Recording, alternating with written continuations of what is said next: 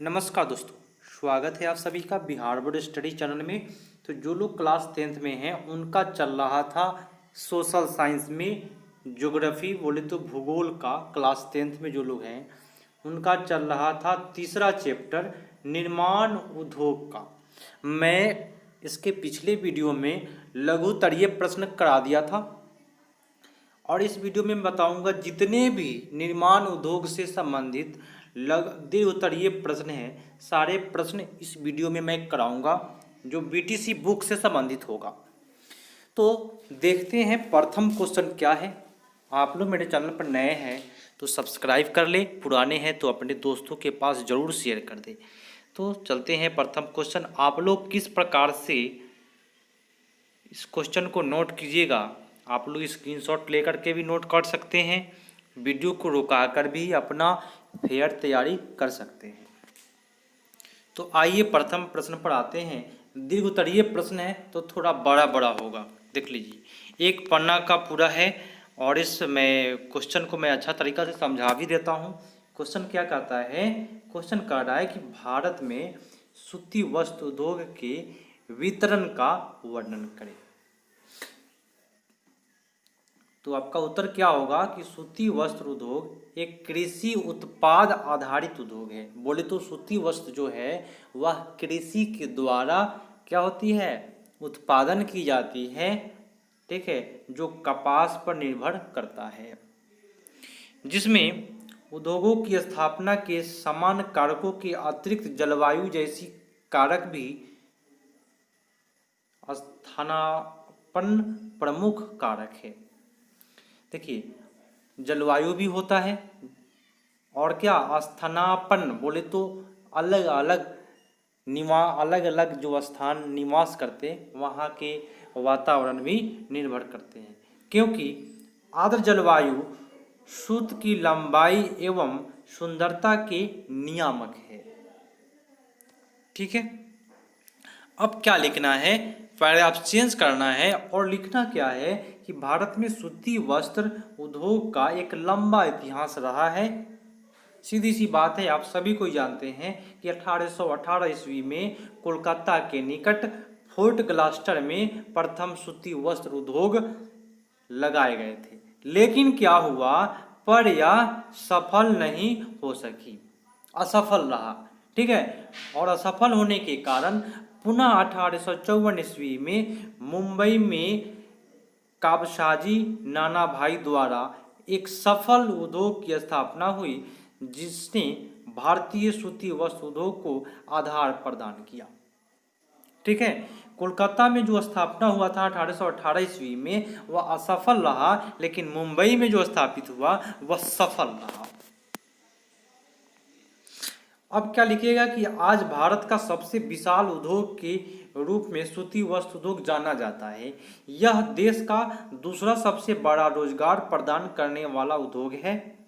आज भारत में सूती वस्त्र की लगभग 1600 मिलें हैं, जिसमें आपको 80% मिलें निजी क्षेत्रों में स्थापित की गई है। पैराग्राफ चेंज करके लिखिएगा क्या, तो थोड़ा सा और लिख दीजिएगा। भारत में सूती वस्त्र उत्पादक जो राज्य है वह कौन कौन से वो बताना है। तो आपका हो जाएगा महाराष्ट्र, गुजरात, पश्चिम बंगाल, उत्तर प्रदेश, तमिलनाडु प्रमुख है। इस उद्योग का राष्ट्रव्यापी विकेंद्रीकरण हुआ है। यहाँ से यूएसए, इंग्लैंड, रूस, फ्रांस, यूरोप इत्यादि देशों में सूती वस्त्र का निर्यात किया जाता है। ये जो मैं देश का नाम, राज्य का जो नाम लिया हूँ, उसी राज्य के द्वारा इसी देश में क्या किए जाते हैं, निर्यात किए जाते हैं। बोले तो यहाँ के कपड़े वहाँ पे जाकर के बेचे जाते हैं। ठीक है, तो ये आपका उत्तर हो गया प्रश्न नंबर 1 का। टोटल 3 दीर्घोत्तरीय प्रश्न है। टोटल वीडियो आप लोग देख लीजिए और नोट्स तैयार कर लीजिए। चलिए नेक्स्ट प्रश्न क्या कहता है। काफी अच्छा प्रश्न है और देखिएगा प्रश्न को। प्रश्न कहता है कि उदारीकरण, निजीकरण और वैश्वीकरण 3 चीज है। तीनों का क्या करना है, तीनों से आप क्या समझते हैं। बोले तो तीनों क्या चीज है इसके बारे में लिख देना है अलग अलग। उदारीकरण लिखना है, उसके बाद निजीकरण लिखना है, उसके बाद वैश्वीकरण लिख दीजिएगा, आपका उत्तर हो गया। अर्थात वैश्वीकरण का भारतीय अर्थव्यवस्था पर क्या प्रभाव पड़ा है, इसकी व्याख्या करें। तो चलिए हम सबसे पहले जानते हैं उदारीकरण क्या है। उदारीकरण जो होता है, उद्योग को स्थापित करने के लिए, एक व्यापक बनाने के लिए नियमों एवं पाबंदियों को लचीला बनाना उदारीकरण कहलाता है।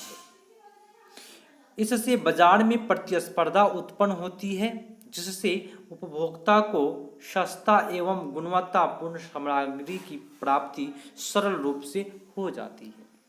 यही उदारीकरण होता है। अब लिखना है निजीकरण, उसी प्रश्न में है। निजीकरण किसे कहते हैं? तो निजीकरण में लिखिएगा, जब किसी उद्योग एवं प्रबंधन या नियंत्रण किसी निजी व्यक्ति या सहकारी समिति के हाथों में होती है तो वह व्यवस्था निजीकरण कहलाता है। कोई उद्योग अगर स्थापित कर रहे हैं, उसका स्वामित्व बोले तो उसको आप चला रहे हैं, कोई निजी व्यक्ति चला रहा है तो उसको हम निजीकरण कहते हैं। इससे किसी प्रतिष्ठान पर सरकारी एकाधिकार कम या सीमित हो जाता है। और वैश्वीकरण के बारे में लिख देना है और इसका व्याख्या भी कर देना है। तो वैश्वीकरण में क्या लिखिएगा, ध्यान से देखिएगा। वैश्वीकरण देश की अर्थव्यवस्था को विश्व की अर्थव्यवस्था के साथ जोड़ने की प्रक्रिया वैश्वीकरण कहलाता है। इससे प्रत्येक देश बिना किसी प्रतिबंध के पूंजी, तकनीक एवं व्यापारिक आदान प्रदान करने में सक्षम हो पाता है। इस प्रक्रिया द्वारा भारत भी विश्व के विभिन्न देशों की अर्थव्यवस्था से जुड़ सकेगा। थोड़ा सा पैराग्राफ चेंज करके आप लिख दीजिएगा, आपका उत्तर समाप्त हो जाएगा। इस प्रकार वैश्वीकरण ने भारतीय अर्थव्यवस्था को काफी गतिशीलता प्रदान की है। तो ये दूसरा प्रश्न का उत्तर हुआ। और आज का लास्ट प्रश्न यह है, भारत में सूचना एवं प्रौद्योगिकी उद्योग का वितरण दीजिए। तो चलिए इसके बारे में देख लेते हैं क्या लिखा हुआ है। लिखा हुआ है, ध्यान से देखिएगा, कि भारत में सूचना प्रौद्योगिकी के उद्योग का वितरण को दीजिए। सूचना प्रौद्योगिकी के बारे में जो वितरण है उसके बारे में चर्चा करना है। उत्तर में क्या लिखिएगा कि सूचना प्रौद्योगिकी उद्योग का संबंध ज्ञान से है। ठीक है, अतः इस उद्योग को ज्ञानाधारित उद्योग भी कहा जाता है। ज्ञान आधारित उद्योग भी कहा जाता है। यह उद्योग एक प्रकार का फुटलूज उद्योग है जो कहीं भी लगाए जा सकते हैं। ठीक है, चलिए आगे देख लेते हैं क्या है। आगे है कि किसी उद्योग के उत्पादन को बढ़ावा के लिए विशिष्ट नवीन ज्ञान, उच्च प्रौद्योगिकी, अनावर्त शोध, अनुसंधान की आवश्यकता है। इन सभी वांछित आवश्यकता की पूर्ति सूचना प्रौद्योगिकी से हो सकती है। इस प्रौद्योगिकी के आने से देश के आर्थिक ढांचे एवं लोगों के जीवन पद्धति में काफी विकास हुआ है। उत्पाद transistor, television, telephone, pager, radar, cellular, telecom, laser जैसे प्रौद्योगिकी अंतरिक्ष उपकरण कंप्यूटर की सामग्री है। ये सब जो चीज है यह क्या है, सूचना प्रौद्योगिकी को बढ़ावा दे रहा है। ठीक है, बढ़ावा देना है। भारत में दूसरे प्रमुख उत्पादकों में बंगलौर, मुंबई, दिल्ली, हैदराबाद, पुणे, चेन्नई, कोलकाता, कानपुर, लखनऊ आदि प्रमुख हैं। और इस उद्योग के विकास से कई सूचना प्रौद्योगिकी पार्क की स्थापना हो चुकी है जो एकल विंडो एवं उच्च आंकड़े जैसी सुविधा प्रदान कर रही है। इससे रोजगार का भी सृजन हुआ है, बोले तो निर्माण हुआ है। तो ये आपका आज का लास्ट प्रश्न था। दीर्घ उत्तरीय प्रश्न है दोस्तों, तो थोड़ा सा आपको बड़ा प्रश्न होगा ही, आप सभी कोई जानते हैं। दीर्घ उत्तरीय प्रश्न बड़ा प्रश्न होता है, तो आप सभी को इसका स्क्रीनशॉट एक साथ ले सकते हैं। मैं छोटा भी कर दिया हूँ। तो आप लोग मेरे चैनल पर नए हैं तो सबसे पहले आप लोग सब्सक्राइब कर ले, और सब्सक्राइब करने के बाद एक घंटी होता है बगल में, उसको दबा ले। घंटी दबाने से क्या होगा कि मैं जब भी वीडियो डालूंगा आपको नोटिफिकेशन मिल जाएगा कि वीडियो नया आया है, आप निश्चित रूप से आप उसको देख सकेंगे। तो एक और काम कर दीजिए, अगर आपको अच्छा लगा तो लाइक कर दीजिए और अपने दोस्तों के पास शेयर कर दीजिए। मिलते हैं अगले पार्ट में, तब तक के लिए धन्यवाद। जय हिंद।